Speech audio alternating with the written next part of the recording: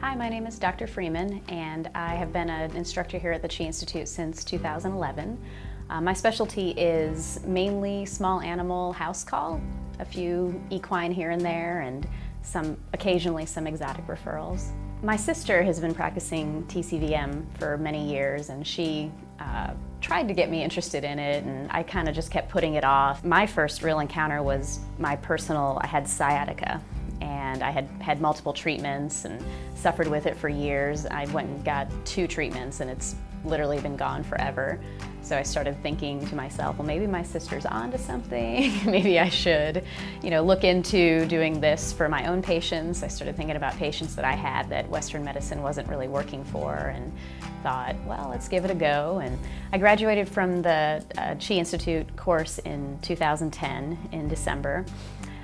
So my journey started just by getting interested in it, taking the course, and once I did and started practicing, it just took off from there. I was working in a general medicine small animal practice and started doing treatments there, and like I said, got more and more interested and said, I have to only do this. So I started my own business, just doing house call acupuncture, and it grew and flourished from there. I really got to know Dr. Shea during the herbal course. It was a little bit smaller classes, and we got to talk one-on-one, and that's when we discussed me coming to join the Chi Institute staff. It was very exciting.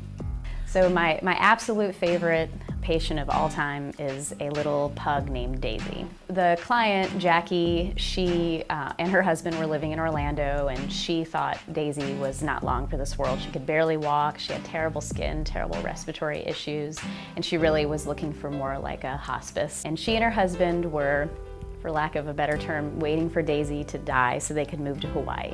So I started treating Daisy. Her respiratory issues got better. She started walking around. She got off some of her medications. Her skin got better. And 2 years later, they still hadn't moved to Hawaii.